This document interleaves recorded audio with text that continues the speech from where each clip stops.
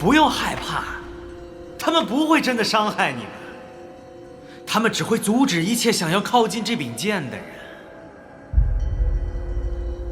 白灵岩，你到底想干什么？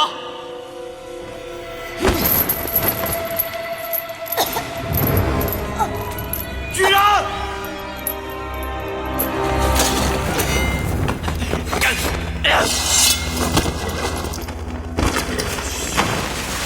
稍安勿躁，很快你们就能见证东路最大的秘密和荣耀。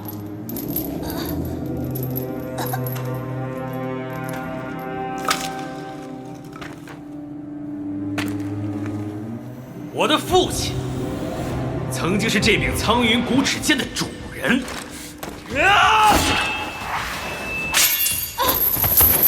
而当他死了，这柄剑中封印的灵魂就开始吞噬着每一个想要靠近他的人，直到他新的主人出现。我的父亲，他用自己的身体作为祭器，封印着这把至圣至邪的剑。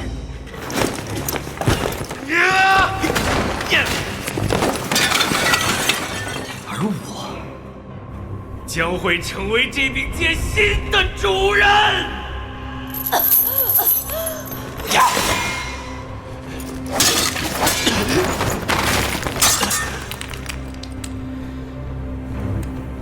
父亲，可以把剑给我了。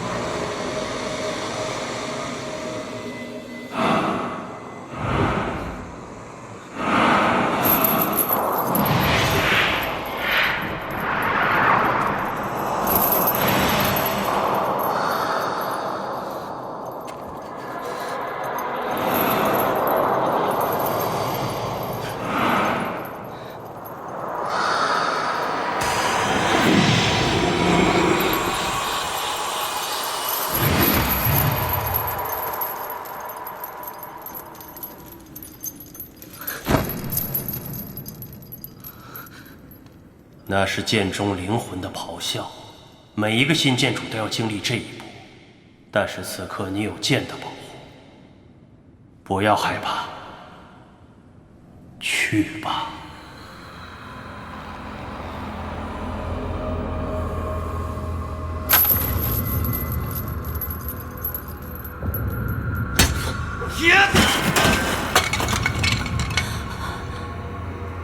北辰之身，穹隆之地，奇异奇花无始无终。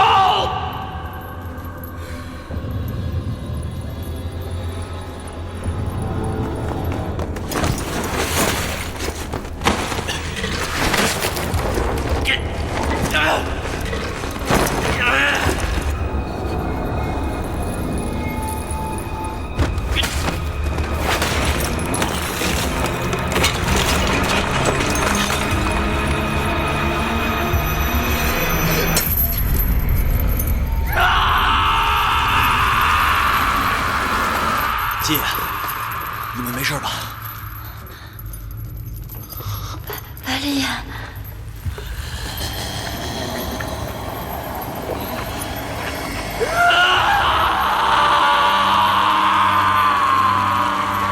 你看他眼睛，不好，白灵要被那剑给腐蚀了。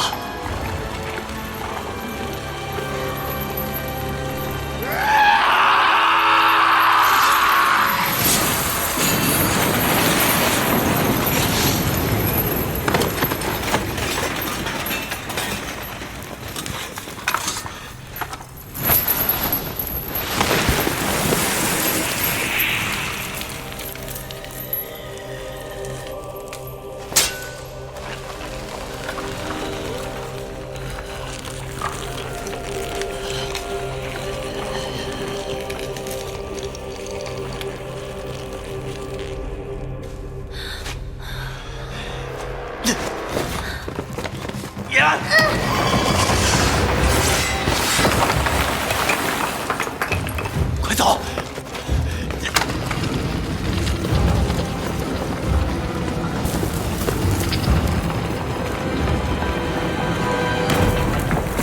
我继承了父亲的光荣，但我更继承了父亲的仇恨。我父亲是天驱的大宗主，可最后杀了他的也是天驱。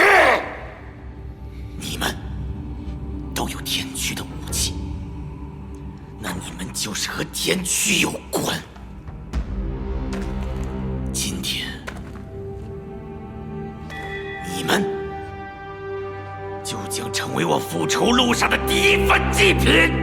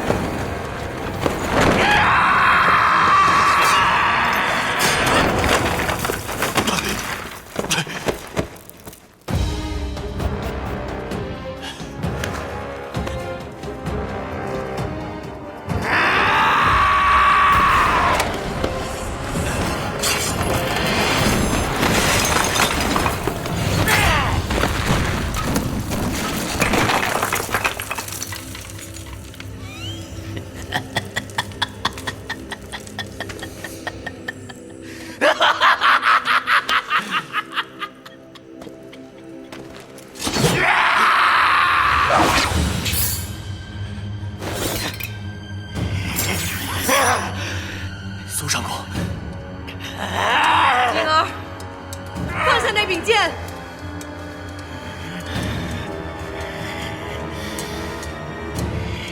世子，快带大家走！苏上公小心，别靠近他。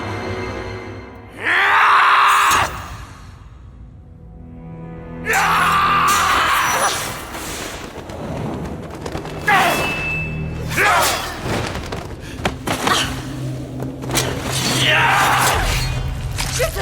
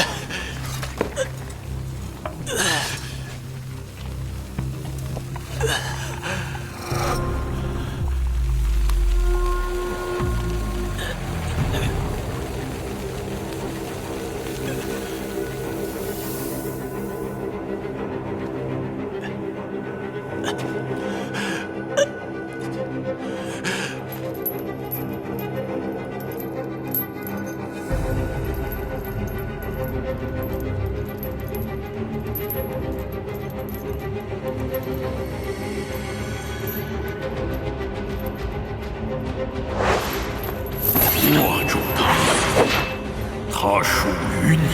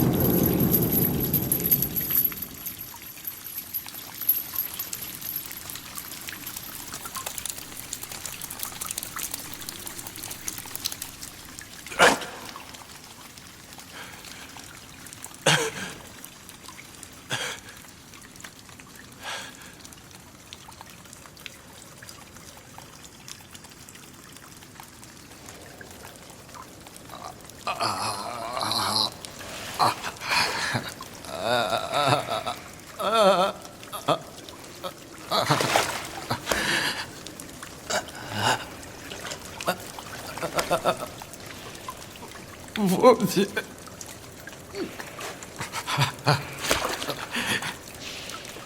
我不是那我见的人吗？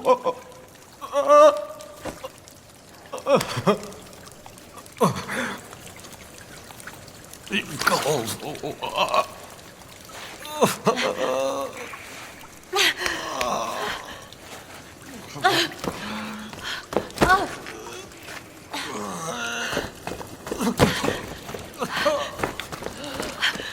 你告诉我为什么？你告诉我，婴儿，你想要见你父亲一面，我带你去。婴儿，这是我能为你做的最后一件事。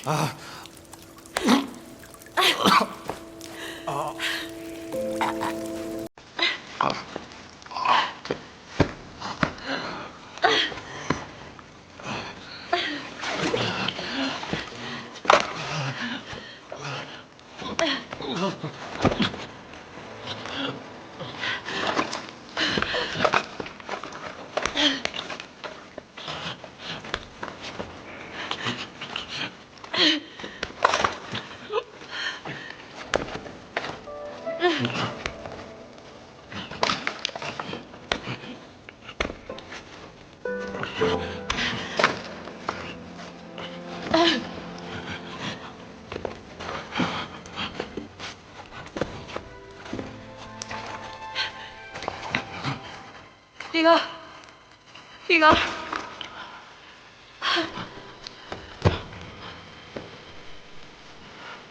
婴儿没事儿，没事，我在呢。婴儿，婴儿，婴儿，婴儿，别害怕，别害怕，婴儿，别害怕，我在呢。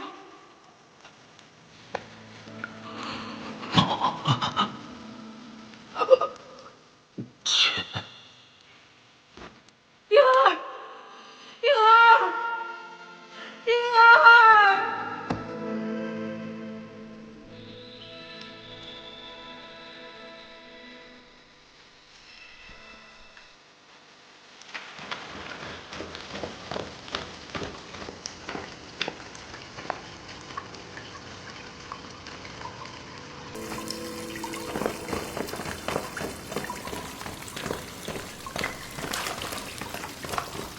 世子，世子，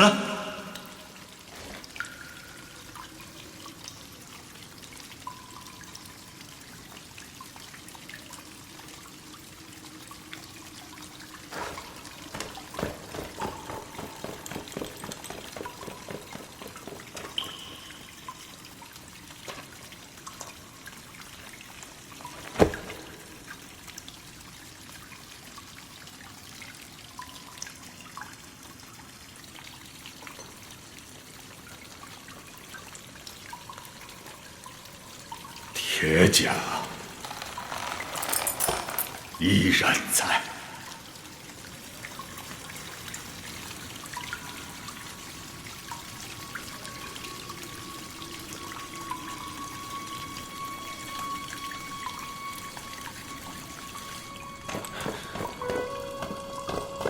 雨然，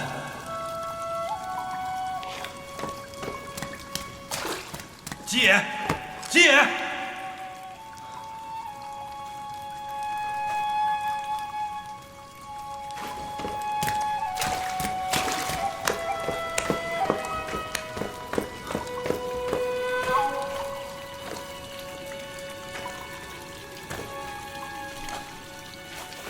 沈清，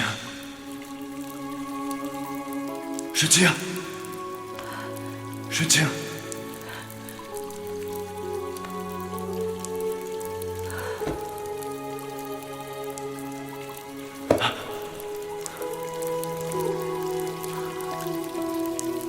谢将军，能再见到你，真好。我以为我此生再也见不到你了。我这就带你走，我们离开下塔，找一个没有人认识我们的地方。我们再也不回来了。谢将军，你走吧，你走。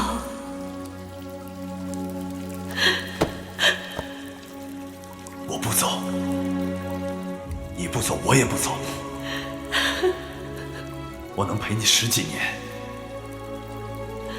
也可以继续陪着你，走完所有的路。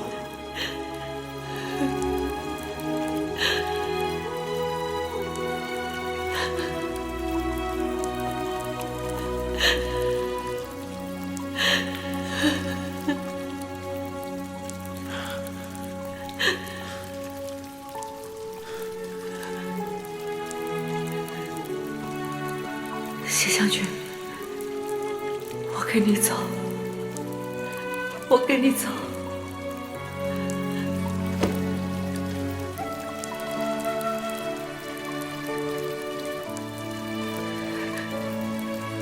走，走，走。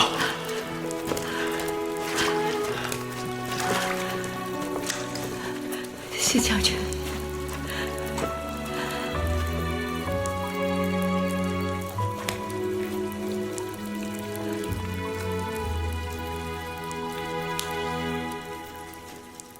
顺清，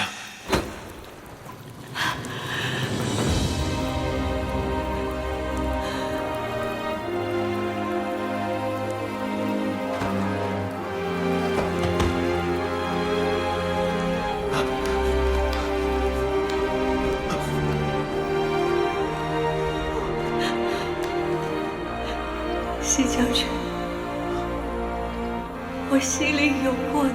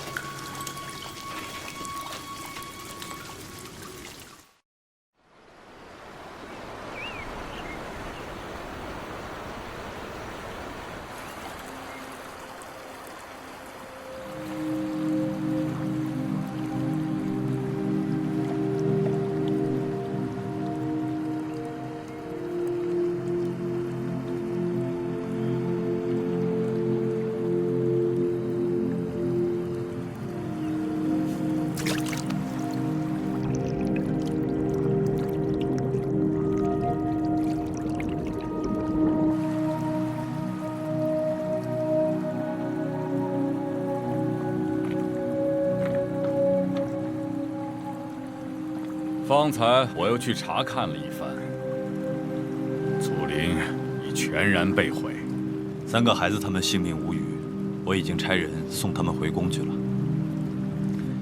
也不知道祖陵发生的这一幕，他们能记得多少？对于这些孩子们来说，恐怕难以接受。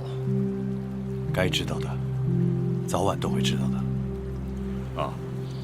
我想圣剑放在这儿实在是太过危险，我暂时保管。过2天我来找你商议。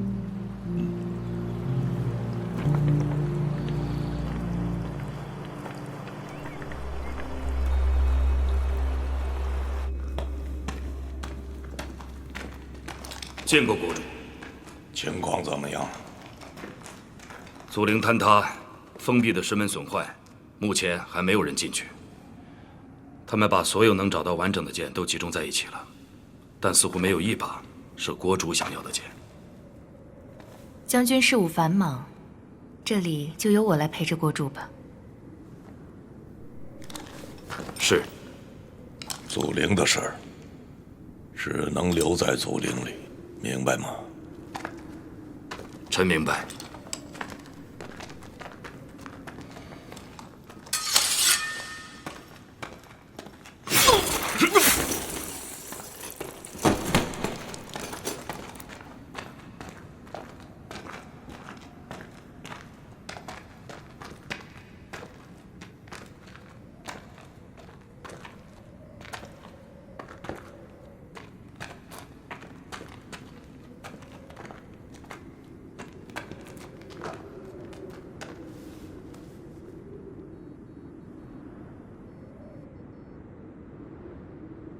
国主，剑已被人夺走，我们还是另作他谋吧。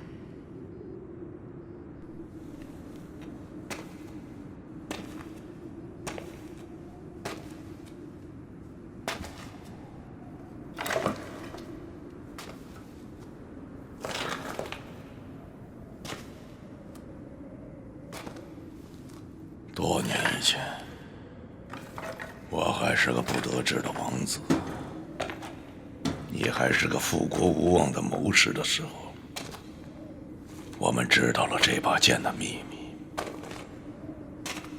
觉得这是个机会。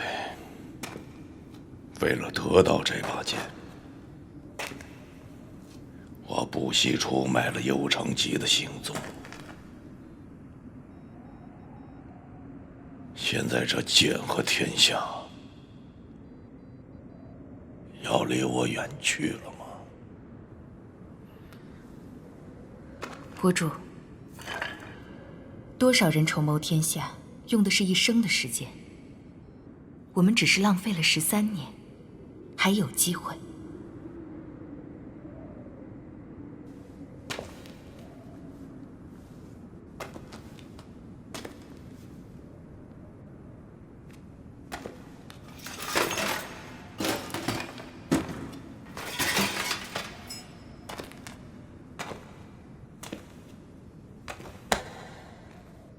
封锁整个下堂，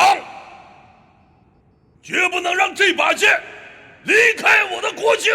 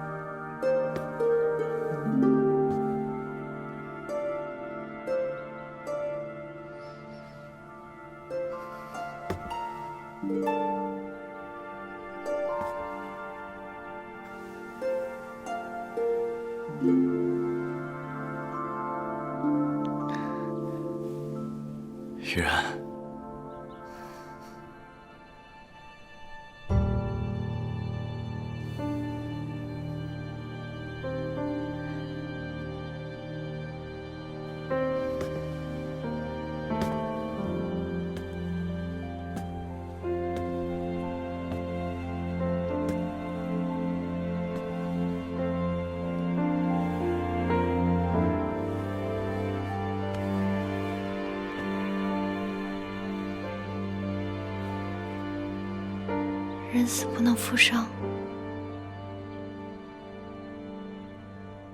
这世界上本来就是有多少快乐就会有多少悲伤。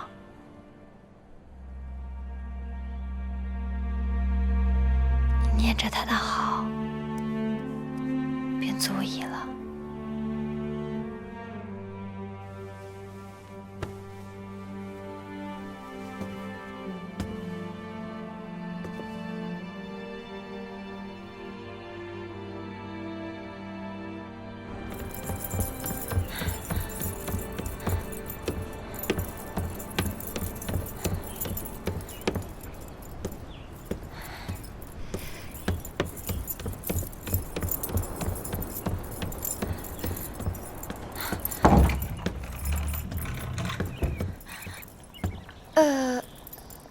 姑姑，又去哪儿玩了？我早上被鸟吵醒了，我去打鸟去了。要是你真睡着了，怕是廊上那些野狗乱吠也叫不醒你吧？你这种小把戏啊，以后就不必在我面前演了。姑姑真是厉害啊！嘘，你天天就知道说。有件事情你必须知道，昨夜城中发生了很大的事情，国主震怒，现在是满城宵禁，到处缉拿歹徒。你最近最好少出去乱跑，不是人人都认得你是郡主，省得你倒是被抓了，我还要去廷尉府要人。怎么会呢？我这么听话是不是？怪不得我回来的时候看到那么多廷尉。姑姑，发生什么事了？连国主都惊动了。怕是惊动的远不止国主一人。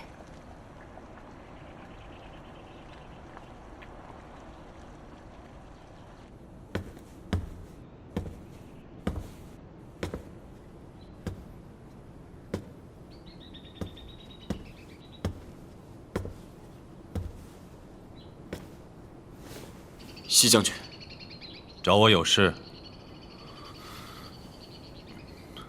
你在想是不是能信任我？你们三个有一个共同的小秘密，你们在祖陵里找到一把邪祟的重剑，后来你们又把那把剑遗失在祖陵里，祖陵又被水淹了。你想问我，为什么百里隐拿起那把剑会变得疯狂，而世子不会？希切尔根杜拉贡是他的河洛名字，意思是地狱的噬魂龙之剑，我们叫它苍云古齿。对于我们天驱武士而言，是无上的圣器，只有历代大宗主才有资格持有这件武器。对于天驱武士，有至高的象征，地位还在你的猛虎象牙枪之上。你是一个天驱武士，孩子。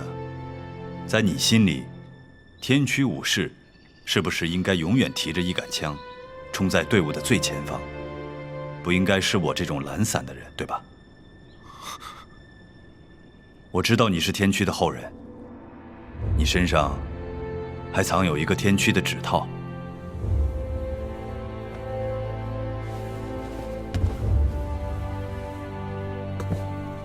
你知道这东西会带来杀身之祸。可你依然藏在身上，必定有你的理由。关于天驱的历史，相信令尊已经都跟你讲过了，可还有很多我不能告诉你的。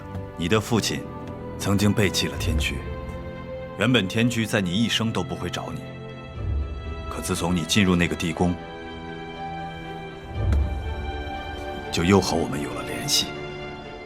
如果你不愿意加入我们，就从我身后的门离开，把今天听到的全部都忘掉。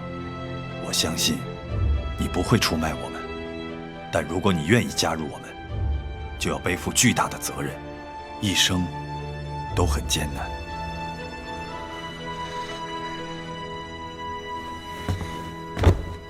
我愿意。孩子，不要这么着急决定你的一生。我没有什么好决定的，我只有这一个选择。我原本以为你是一个要封侯拜相、功名富贵的人。我是想要封侯拜相、功名富贵，那是因为我怕我哪天死了，没人记得我，也没做成任何事。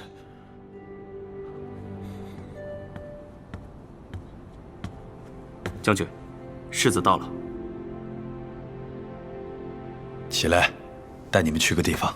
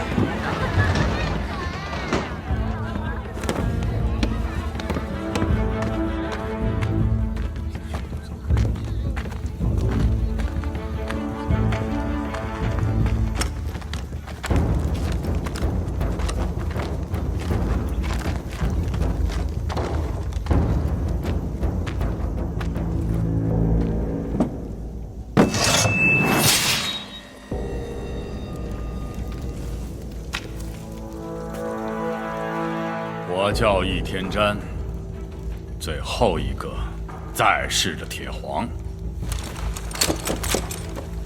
铁甲依然在。铁甲依然在。请起。那么，铁皇就是新的建主？建主不是我。我只是代表着他放出了鹰灰，想和诸位见面，13年了。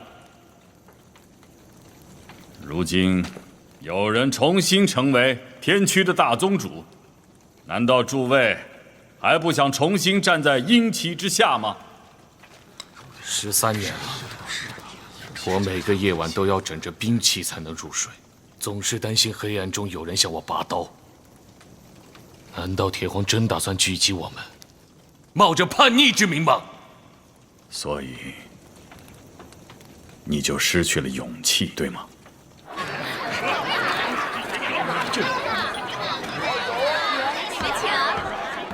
在皇室眼里，我们确实还是一群逆贼，没有了皇室尊重，单凭一把圣剑，能做什么？所以你就失去了信仰，对吗？诸位。你们要见的建主到了。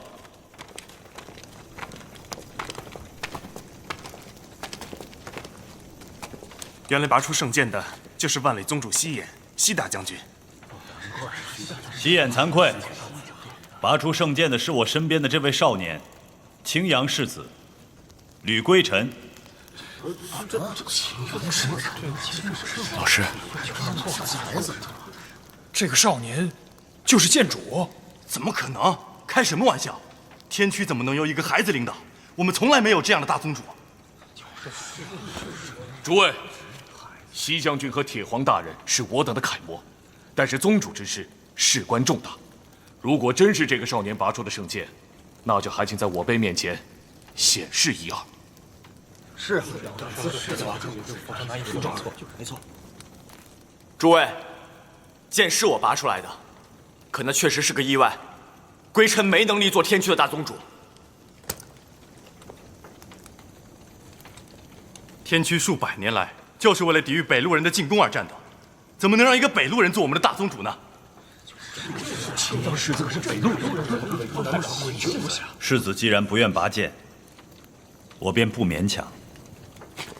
可是各位，圣剑既然选择了这位少年，那他必定有绝大的勇气，还有坚定的内心，那就有可能能挽救天驱。那也不行。若是有一天北陆入侵此地，他要如何选择呀？对呀，对，怎么选择？他因为此心必异，咱家李凤业就是北陆人，要怎么记住他？这个少年绝对能当咱们宗主。不行，没错，诸位听我说两句。我想大家心里都很清楚，如今的天区，再也经不起任何的动荡和分裂。铁皇大人，这些年以来，一直在收拢余晖，寻找圣剑，付出了常人无法想象的代价。到底是为什么？就是为了能让天区生生不息，重整乱世。没错，圣剑选择了这位少年，我们谁都没有想到。可是大家想一想，我们既然都不惜牺牲生命，为了能让天区的责任代代相传，那为什么不给我们自己还有这位少年更多的时间呢？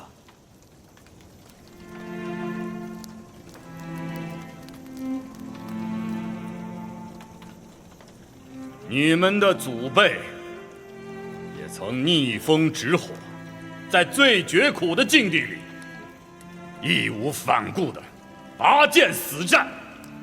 是的，他们的躯体早已灰飞烟灭，但在我的心里，他们从来都不曾死去，因为他们的血脉依然在你们的躯体里奔涌不息。剑既然已经拔出，那阴旗就必将重新竖起。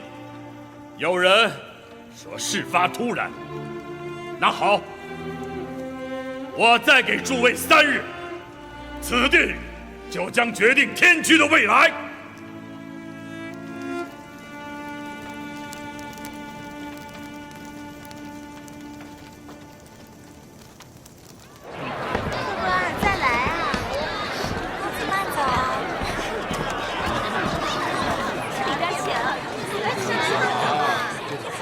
老师，我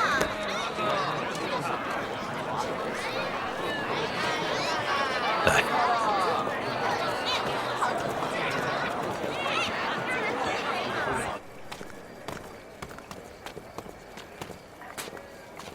世子，我想让你知道，这到底是怎样的一柄剑。苍云古尺对于天区来说，并不只是一件武器这么简单，它有着自己的意志和灵魂。是天区数百年来不屈的传承，被这柄剑认可的人，便是天区的大宗主。你就是这个人。老师，我来东陆之前根本不了解天区这个组织，而且那些天区武士们，他们也不会认可我。有时候，不是你选择了命运，而是命运选择了你。老师可能不知道，我一直都是被推动着前进的。无论是回青阳做世子，还是来东陆，其实都是命运帮我做的决定。可这些事情，我都没能做好。所以我想，我这么一个人，是做不了这个大宗主的。世子，我是一名天驱，也是你的老师。不管你做不做这个大宗主，你都要了解天驱。天驱并不是一个政治派别，也不是一个宗教力量，哪里有邪恶，哪里就有天驱。不管朝代更替，无论时移世易，天驱一直靠武力守卫着和平。我知道，他们改变了历史。抱着改变历史和留下荣光为目的的，都太过功利。只有进入天驱，才会知道真正的坚定是对失败、无名、屈辱，甚至污蔑，都可以坦然接受，不忘初衷。我祖父可以，我也一定可以。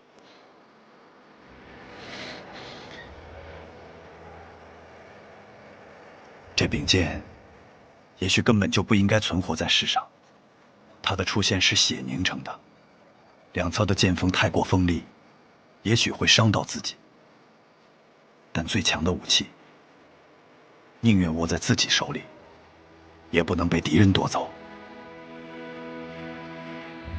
世子，无论你做怎样的选择，我都不会强迫你。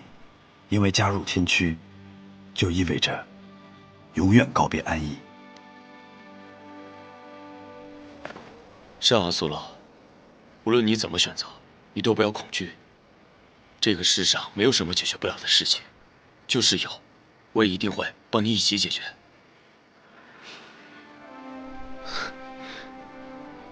我们先离开这儿，这件事情容后再议。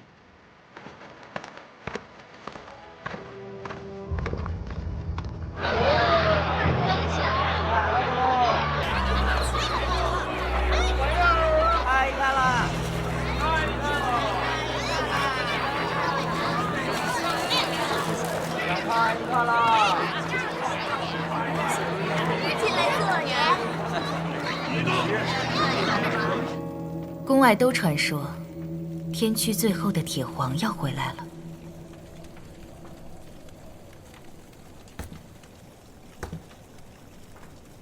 百里没能把剑给我带出来，姑这些年是走了眼了。禀国主，拓跋将军求见。请。是。有请拓跋将军。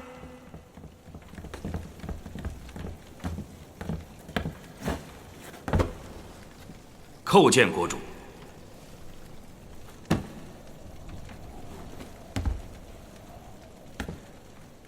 微臣这几日一直派人在城内打听剑的消息，如今有了重大的发现。说。祖陵震动之日，鬼符营的士兵曾看见祖陵附近的河滩上有3个年轻人的身影，似乎是青阳世子、宇郡主，还有姬野那个孩子。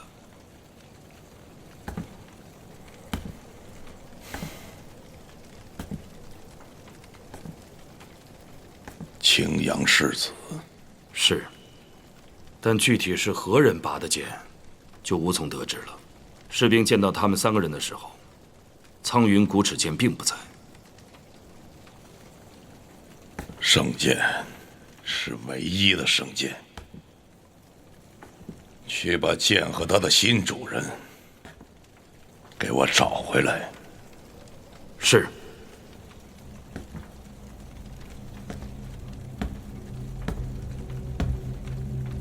南怀城中一直有残余的天驱在活动，苍云古齿剑出世，他们不可能无动于衷。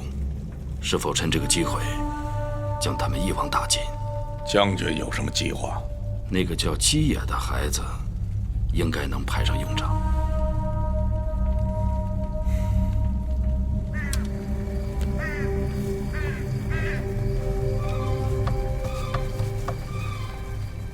你是神使的人，不要忘记你的使命。青铜之血在世而生，已是神使选中的人。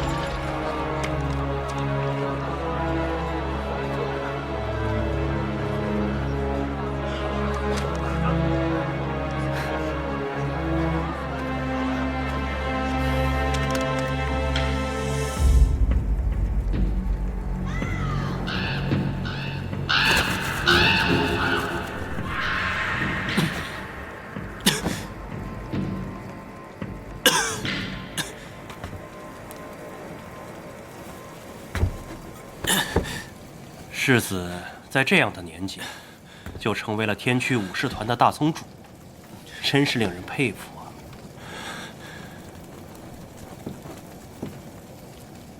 这似乎跟你没什么关系。离国使者，世子看我就只有离国使者这样简单吗？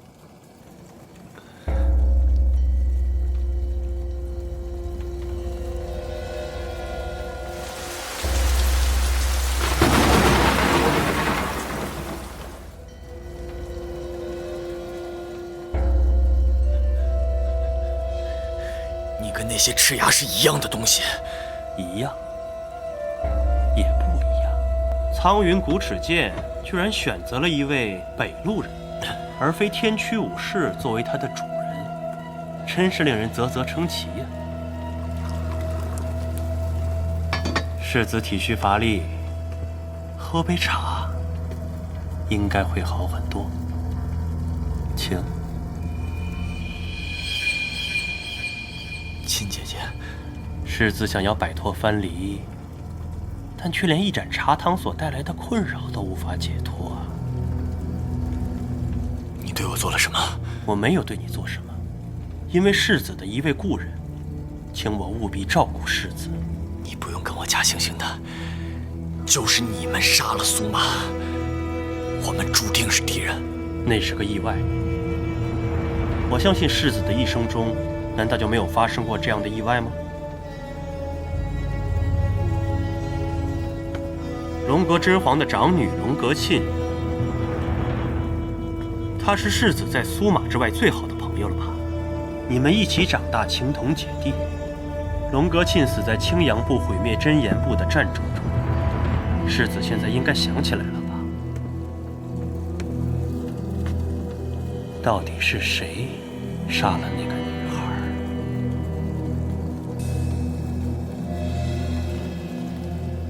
你什么意思？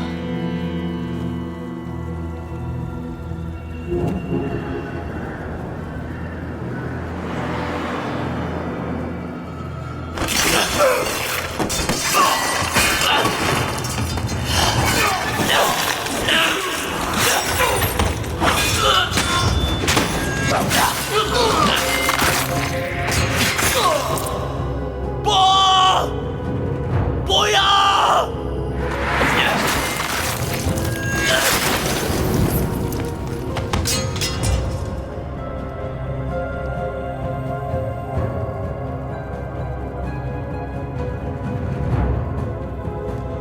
叔叔，什么事啊？慌里慌张。世子出事了，侄儿亲眼看见，洛子嫣劫持了世子。什么时候？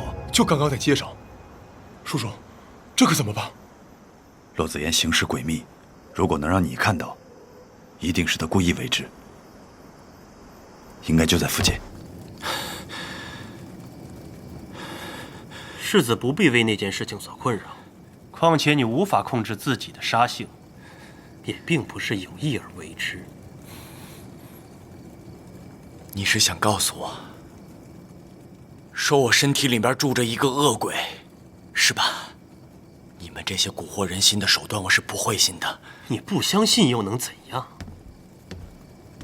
这就是你的宿命。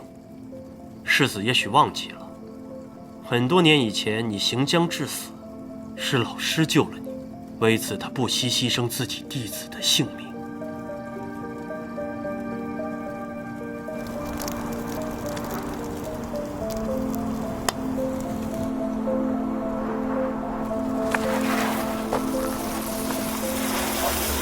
世子是个生性慈柔的人，可维系你的性命却要牺牲别人的性命，在世子眼中，你自己与我们这些杀人魔又有什么区别？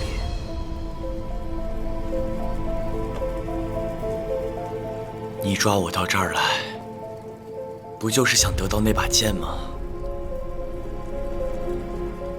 剑不在我身上，我也不会把剑交到你手里。若没有握剑的人，再好的剑也是锈铜烂铁。那你到底想干什么？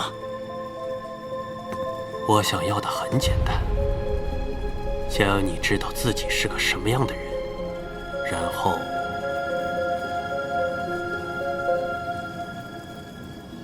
加入我们。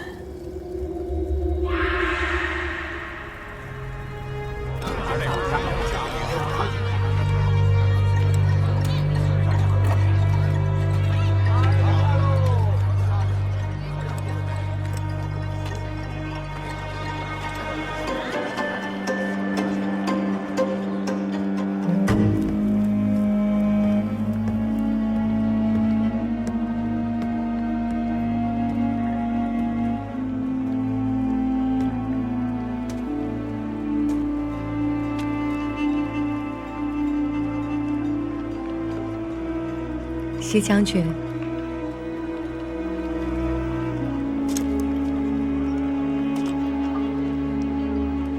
西将军深夜前来，是问苍生，还是问鬼神？顺清，真的是你吗？这身紫色衣裙，将军还见别人穿过吗？这紫色，倒是让我想起了将军府上花开满堂的紫菱秋。如今花期不在了，可我又出现在了将军身旁。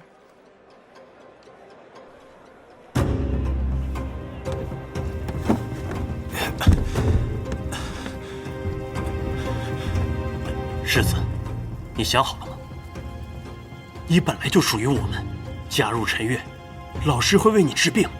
我不会接受你们陈月的帮助。如果有一天我真的会变成恶鬼，那么我会在那天之前亲手结束自己的生命。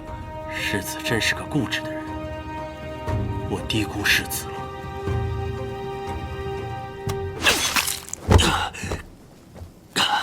你为什么要这么做？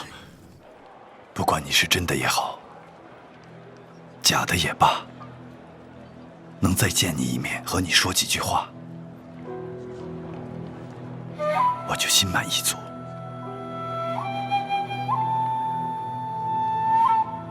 从前是时光太短，来不及与你相亲相近。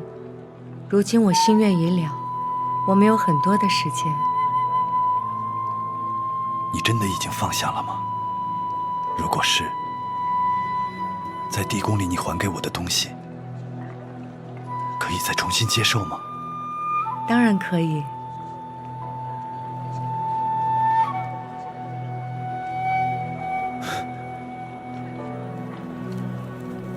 这个答案，我曾经辗转反侧，期待过多少个日夜，没想到从一个幻象里这么轻易地脱口而出。将军不相信我吗？如果他能够这么轻易地放弃自己的选择，我怎么会这么多年求而不得？你空有他的一副皮囊，却不及他的柔韧与坚定之万一。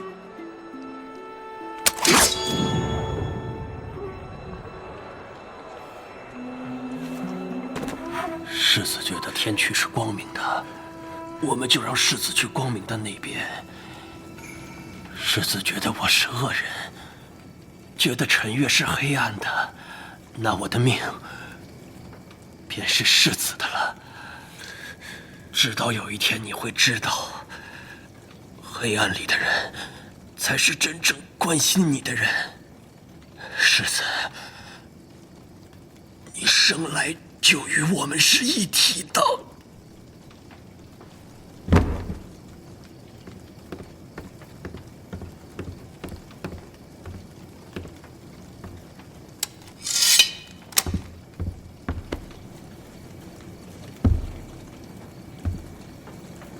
陈月的术士没有对你不利吧？我没事儿，让老师担心了。走。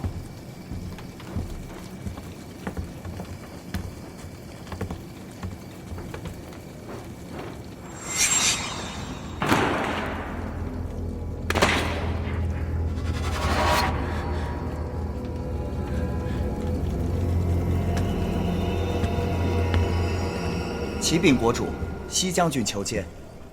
请。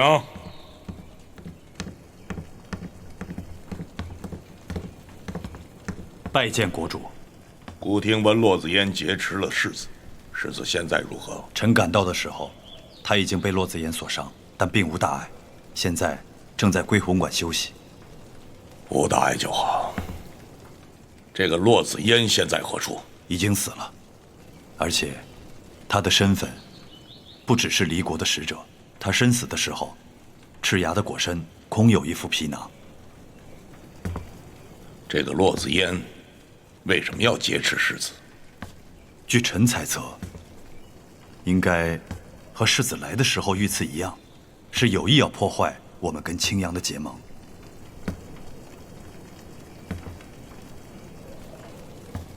西将军，祖陵震动跟骆子嫣劫持世子之事是否有关系呢？臣不知，臣没有去过祖陵，不敢妄加猜测。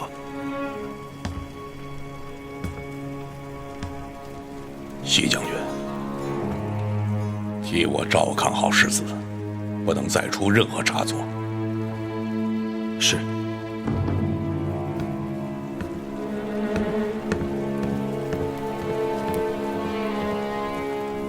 世子无碍吧？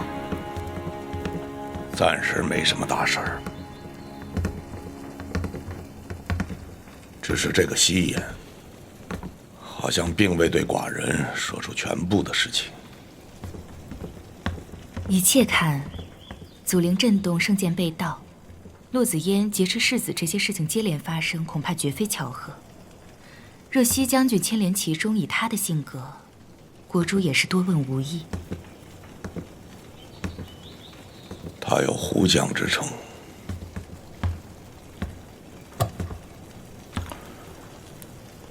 现在正是寡人用人之际，只要他能为我所用便是。还有一事，国师要早做准备。国主请讲。世子和郡主的婚约要尽早操办了。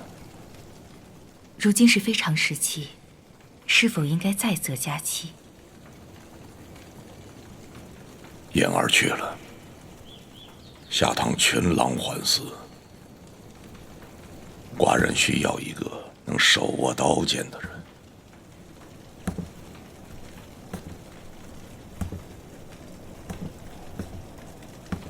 祖陵震动那日，玉然和世子在不在一起？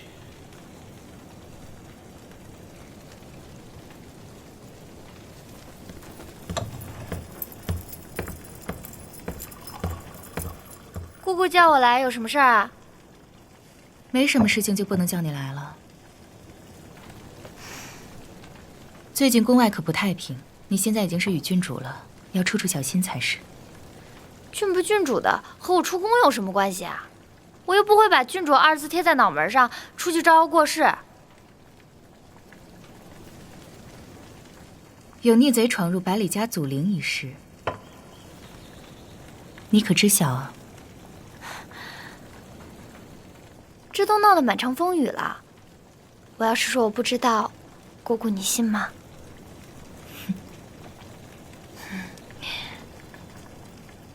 那日你在何处啊？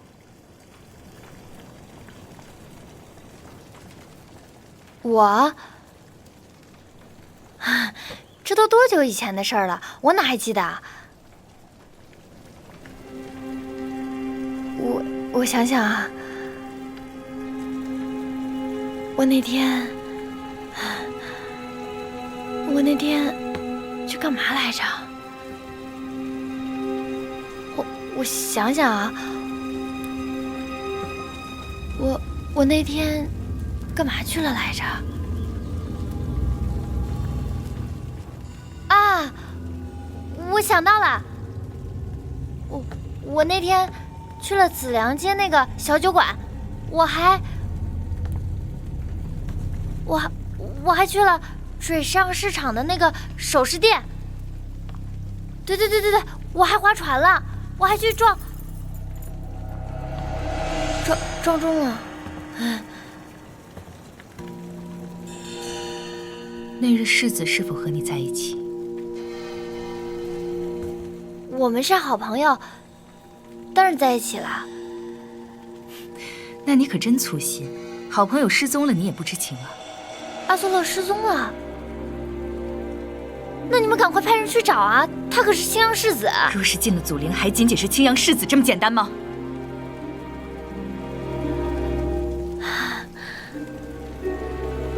姑姑在说什么呀？我听不懂。前日在南怀城中出现的巨幅标记，你可见过？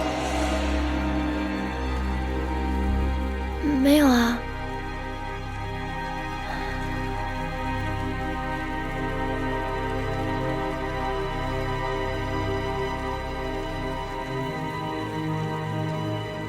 你和你的好朋友跟天驱逆贼没关系最好，否则谁也救不了你们。姑姑，你们赶快去找阿苏洛啊！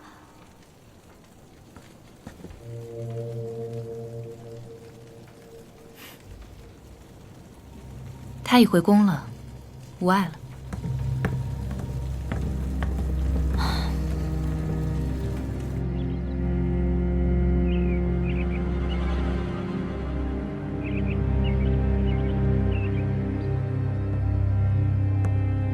西将军，世子呢？回西将军，世子自从回来便一直待在里面。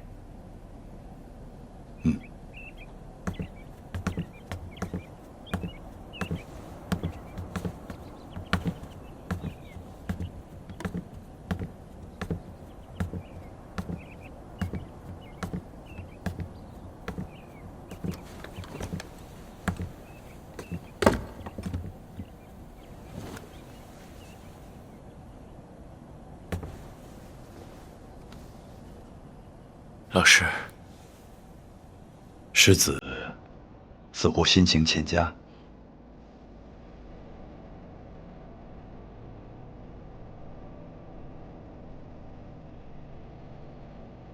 骆子言说的都是真的，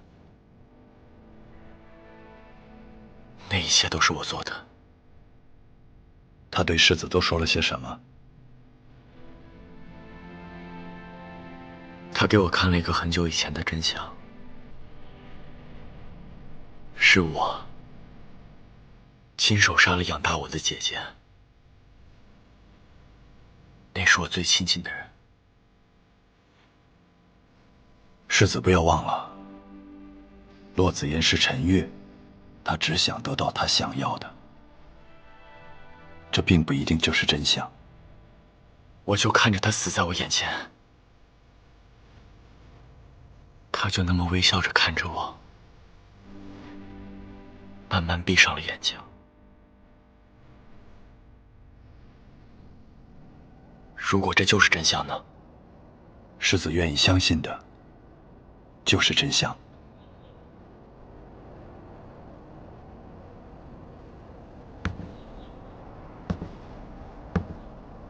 你的姐姐离开了我们，永远都不会再回来了。世子的情绪我无法感同身受，因为我不是你。可是，我也有过相似的感受。在我心底，一直惦记着一个人，他曾经是我的救命恩人。可后来，我却眼睁睁看着他在我面前死去。老师说的是苏尚宫吗？